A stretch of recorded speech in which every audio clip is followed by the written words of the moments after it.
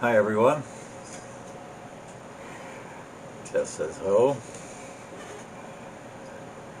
Today's book is called The Calculating Stars. Now, what do you suppose would be the main concern, or the biggest concern, if a massive meteorite strike hits the oceans in 1952, pretty much wipes out all the coastlines of every continent, and sets off a chain reaction that by our time in 2021 will have all of the seas boiling? Save the human race, perhaps? Hold on. Save all of life? Civilization? Try to keep it intact?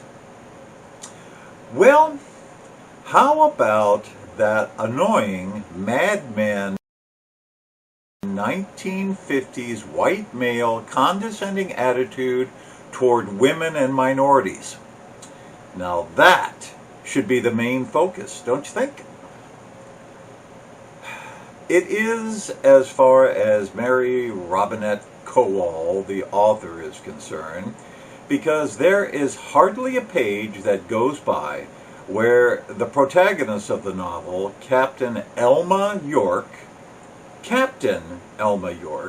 a PhD in mathematics and a former World War II Women's Air Service pilot, who once brought down 3 Messerschmitts at the same time without firing a shot. Yeah.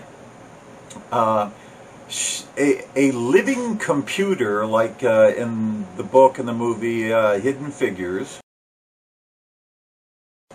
In the hastily formed American, then World Space Program, there isn't a page that goes by where she doesn't snark or snipe or go grrr at all that mansplaining and sexism.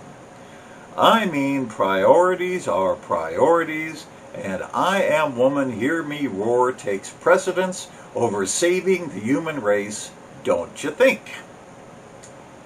See, Elma wants to be an astronaut in the aforementioned newly formed World Space Program, which is trying to find a way to get a colony on the moon with 1952 technology, pre-internet, pretty much no television.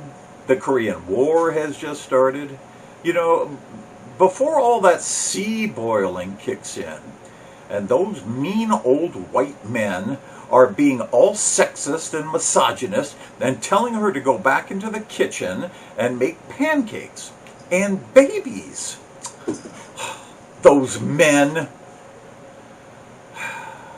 I want to be a linebacker for the Vikings. And because I want it, it should just happen. It doesn't matter that there's bigger, younger, faster guys with better reactions than me. I want it. And it is racism or ageism or physical handicapism for me to be ignored. It doesn't matter if the Vikings end up being a lesser team, or better. I mean, have you seen them lately? My needs are more important. It doesn't matter that the other astronaut candidates have more hours in jets, better physical reactions, and far more proven capabilities than Elma does. She wants it, and it is unfair and unjust that she isn't selected. Even though she has panic attacks whenever she has to face a crowd of, say, more than one person for something as simple as a program brief, and has to take tranquilizers. Oh no, that doesn't disqualify her. She still wants it and thinks she deserves it, and she is going to hide her panic attacks and tranquilizers from the selection board because her wants and needs are far more important than anything like trying to save the human race. Good Lord, this book won a Hugo?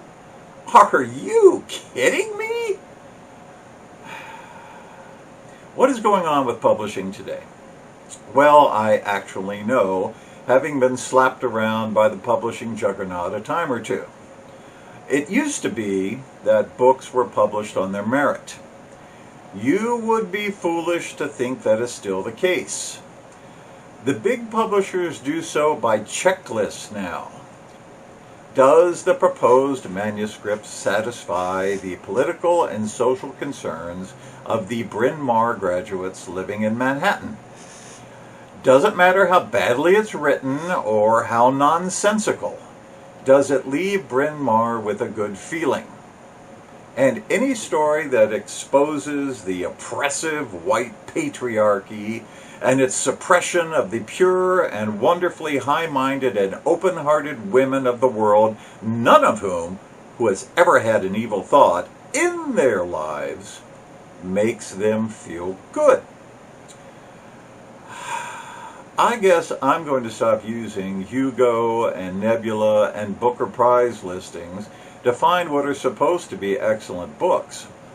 Because if this is the kind of dreck that these selection committees are falling all over themselves to award, then we really do need a meteorite strike. And you better say meteorite, not meteor, or Elma will correct you. Old guy here. See you later.